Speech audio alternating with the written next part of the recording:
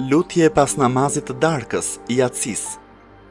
O Zoti im, unë nuk e di ku gjendet furnizimi im me ushqim, prandaj unë e kërkoj atë, ashtu siç e dëshiron zemra ime.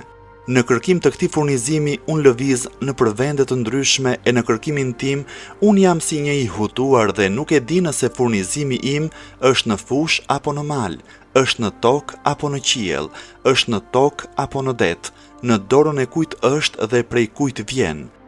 Padyshim, mësova se dijenia për këtë furnizim është vetëm te ti dhe shkaqet e tij janë vetëm në dorën tënde. Ti ai që e pjeston atë me dashamirësinë tënde dhe i bën shkaqet për këtë furnizim me mëshirën tënde. O Zoti im, madhëroje Muhammedin dhe familjen e tij.